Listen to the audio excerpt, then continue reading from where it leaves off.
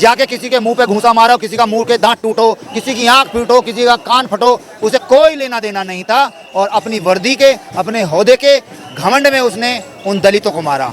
उनको पता था पांडे जी को कि ये कौन लोग हैं, किस कास्ट से आते हैं, किस वर्ण से आते हैं, किस समुदाय से आते हैं। ये वही अविनाश पांडे हैं। जब कांवड़ आती है तो पूरी गाड़ी जला दी जाती है, लेकिन उनके पैरों को धो कर पीते हैं लोग, उनकी मालिश करते हैं, उनको खाना खिलाते हैं अपने हाथ से, उन पर फूलों की वर्षा करते हैं। और वो कह रहे थे कि इनको फांसी दी जाए, एनकाउंटर किया जाए। उनका एनकाउंटर भी नहीं हुआ, ना उन पर बुलडोजर चला। अगर इसमें मुसलमान होता तो ये एनकाउंटर भी होता, बुलडोजर भी होता। इस देश के अंदर 2 कानून चले हुए हैं। अगर मुसलमान का एंगल मिल जाता तो ये तुरंत बुलडोजर चला देते, तुरंत एनकाउंटर कर देते। वो अपने समुदाय से सीख कर आया कि जातिवाद कैसे होता है। उसकी हिम्मत हो गई कि वो कह रहा कि ये साले सड़क गंदी करेंगे। क्या वो एसएसपी उस सड़क को जीप से चाट के साफ करता था?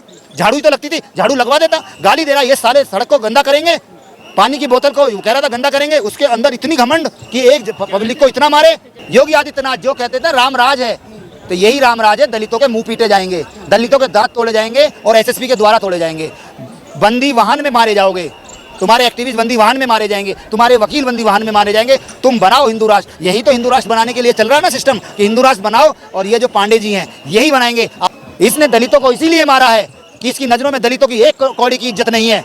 अगर इसकी नजरों में इज्जत होती तो ये ऐसा ना करता।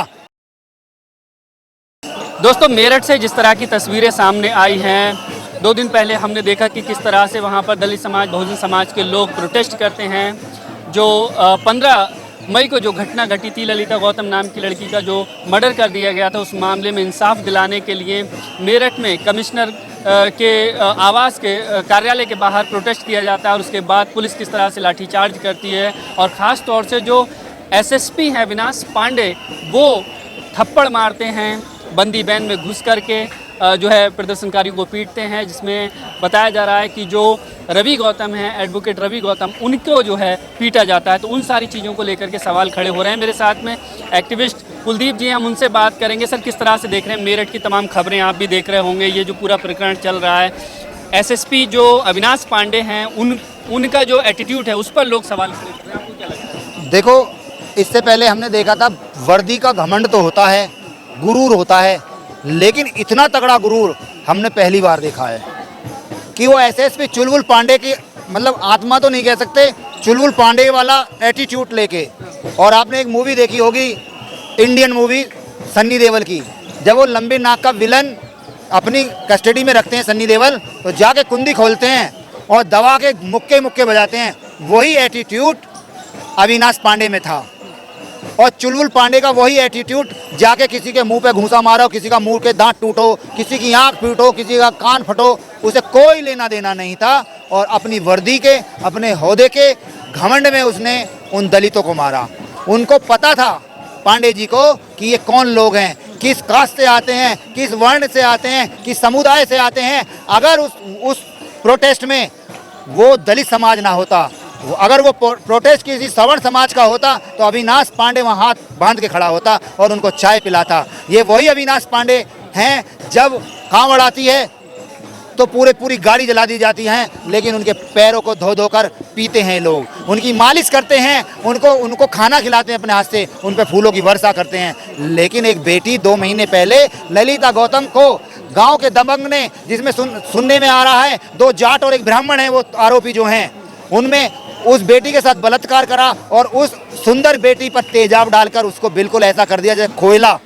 उसको इंसाफ के लिए वो उसका समाज बैठा था, लेकिन उस एसएसपी को, अविनाश पांडे को, ये नागुजार लगा कि ये दलित न्याय लेंगे। और वो कह रहे थे कि इनको फांसी दी जाए, एनकाउंटर किया जाए। उनका एनकाउंटर भी नहीं हुआ, ना उन पर बुलडोजर चला। अगर इसमें मुसलमान होता तो ये एनकाउंटर भी होता, बुलडोजर भी होता। इस देश के अंदर 2 कानून चले हुए हैं। अगर मुसलमान का एंगल मिल जाता तो ये तुरंत बुलडोजर चला देते, तुरंत एनकाउंटर कर देते। एक एक्स मुस्लिम है वो, सलीम एक्स मुस्लिम, वो सजा याफ्ता मुलजिम है, बच्चे का किडनैप करा था, उसको ने बच्चे को मारा, उस पर हमला करने वालों को 24 घंटे में एनकाउंटर कर दिया। और जांच में ये भी नहीं पता चला कि वो आए भी थे या नहीं भी आए थे, और उनको मार दिया। जबकि एक बहन का बलात्कार कर दिया, उसको तेजाब डालकर मार दिया। और उन आरोपियों पर योगी जी का बुलडोजर क्यों नहीं चला? इस एसएसपी का एनकाउंटर वाला सिस्टम क्यों नहीं चला? जैसे उन बेचारे गरीबों को, उन महिलाओं को मार रहा था और गाली दे रहा था, ये साले यहाँ आ गए क्योंकि ये जातिवाद उसके मन में घुसा हुआ है ना। वो अपने घर से सीख कर आया है जातिवाद, रोड धर्म से सीख कर आया है जातिवाद, वो अपने समुदाय से सीख कर आया कि जातिवाद कैसे होता है। उसकी हिम्मत हो गई कि वो कह रहा कि ये साले सड़क गंदी करेंगे। क्या वो एसएसपी उस सड़क को जीप से चाट के साफ करता था? झाड़ू ही तो लगती थी, झाड़ू लगवा देता। गाली दे रहा ये साले सड़क को गंदा करेंगे, पानी की बोतल को कह रहा था गंदा करेंगे। उसके अंदर इतनी घमंड कि एक पब्लिक को इतना मारे। बाप का रोड समझ लिया। हाँ बाप, वो उसका घमंड बोल रहा है ना, उसको पता है कि दलित हैं, वो सवर्ण समाज का था, इसलिए वो बोल रहा था ऐसा कि हाँ भाई मारो, ये कुछ करेंगे थोड़ी, इनका राजनीति में कुछ हस्तक्षेप थोड़ी है। और सबसे बड़ी बात, जब वो बंदी वाहन में अंदर बैठे थे रवि गौतम, तो वो तुम्हारी कस्टडी में थे, वो उपद्रव तो नहीं फैला रहे थे, लेकिन वर्दी का खौफ और जो वर्दी पे वो लगा हुआ था शेर, उसका घमंड, जाके उसने कुंडी खोली और उस पर लात और घूंसे बरसाए। तो ये तो सुप्रीम कोर्ट को खुद संज्ञान में लेना चाहिए। और योगी आदित्यनाथ जो कहते थे राम राज है, तो यही राम राज है। दलितों के मुंह पीटे जाएंगे, दलितों के दांत तोड़े जाएंगे और एसएसपी के द्वारा तोड़े जाएंगे।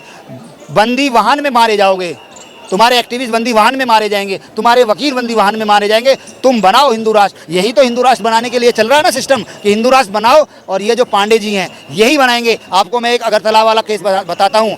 त्रिपुरा के अंदर 2021 में लॉकडाउन लगा था। 10 बजे के बाद आप शादी नहीं कर सकते थे, आप सम्मेलन नहीं कर सकते थे। एक ब्राह्मण समाज सम्मेलन कर रहा था, वहाँ का डीएम शैलेंद्र यादव ने एक पंडित के चांटा मार दिया था। तो सारा ब्राह्मण समाज, पूरा देश का ब्राह्मण रोड पे आ गया था, कह रहा था कि उसके चांटा क्यों मारा। उससे नाक रगड़वाई, उससे माफ़ी मंगवाई और उस बीजेपी के नेताओं ने उसको गाली दी उसके सामने और उसका इस्तीफा लिया। लेकिन इस घमंडी एसएसपी ने तो उससे ज़्यादा घमंड वाला काम करा है, लोगों को सरेआम मारा है, सरेआम गाली दी है, बंदी वाहन में जाके इसने मारा है। इसने तो शैलेंद्र कुमार से ज़्यादा बड़ा क्राइम करा है। लेकिन शैलेंद्र कुमार एक यादव था, शूद्र था, सारा ब्राह्मण समाज उसकी तरफ मुड़ गया और उससे माफ़ी मंगवाई, जबकि वो आईएएस था, इससे बड़ा अधिकारी था। लेकिन ये तो आईपीएस है, उससे छोटा अधिकारी है। लेकिन ये ना तो माफ़ी मांगेगा, ना इसका इस्तीफा होगा, क्योंकि ये तो ब्राह्मण है। इसने दलितों को इसीलिए मारा है कि इसकी नज़रों में दलितों की एक कौड़ी की इज्जत नहीं है। अगर इसकी नज़रों में इज्जत होती तो ये ऐसा ना करता। बच्चों के, महिलाओं के, सब पर इसने हाथ उठाए हैं। तो ये देश के लोगों को, देश के दलितों को, देश के गरीबों को सोचना पड़ेगा। ये ऐसे अधिकारी लगाए जाएंगे और तुम्हारी आवाज़ों को दबाया जाएगा। इस देश के लोगों को पूछना चाहिए कि उस बेटी को न्याय क्यों नहीं मिला। जब तुम बुलडोजर सब पे चलाते हो तो तुमने बुलडोजर उन तीनों निकम्मों के ऊपर क्यों नहीं चलाया जिन्होंने रेप किया है, जिन्होंने उस बच्ची को मारा है, जिन्होंने उनके ऊपर तेजाब डाला है। वो उनको क्यों बचा रहे हो? क्योंकि वो सवर्ण समाज के हैं, इसलिए बचा रहे हैं। लेकिन कह रहे हैं कि भाई रोड, जो मेन रोड था, उस पर अतिक्रमण कर रखा था, लोग परेशान हो रहे थे, तो लॉ एंड ऑर्डर को मेंटेन करने के लिए सब कुछ किया गया है। मैं उस एसएसपी से ये पूछता हूँ कि ये जो कार्यक्रम होते हैं, रोड जो पानी पिलाए जाते हैं, जो जागरण किए जाते हैं, जो जुलूस निकाले जाते हैं, जो नेताओं की रैली निकाली जाती है, जो कांवड़ यात्रा निकाली जाती हैं, ये आसमान पे को निकलती हैं?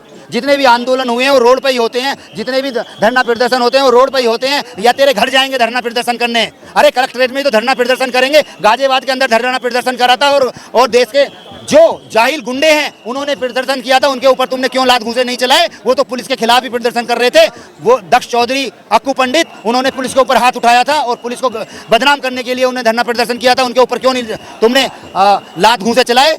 लेकिन तुम्हें पता था वहाँ दलित बैठे हैं, इसलिए तुमने लात भी चला दिए, घूंसे भी चला दिए। एक तरफ तो तुम दलितों का रोना रोते हो कि हम दलितों के लिए ये कर रहे हो, एक तरफ तुम्हारे ये अधिकारी जो हैं दलितों के गालों पे चांटे बजाते हैं, दलितों के गालों पे मुक्का बजाते हैं। और उसका घमंड देखो, उसकी बॉडी लैंग्वेज देखो, उसके चेहरे के इंप्रेशन देखो, कितना घमंडी है, कितने गुस्से में। मतलब वो अपनी ऐसे बजा रहा था जैसे उसकी कोई अपनी लड़ाई हो। वो अधिकारी वाला, उसका अंदर एटीट्यूड ही नहीं था, वो कीड़े मकोड़े समझ रहा था उन दलितों को। हम लोग सोशल मीडिया पे तारीफ कर रहे हैं और कह रहे हैं कि बहुत अच्छे जो है वो आईपीएस ऑफिसर हैं, तेज तर्रार, लॉ एंड ऑर्डर को मेंटेन करते हैं, सवर्ण समाज के लोग बिल्कुल तेज तर्रार ऑफिसर हैं। चीते से भी ज्यादा फुर्ती है उनमें। देखा उन्होंने सेकंडों के अंदर दलितों के मुंह को फोड़ा है।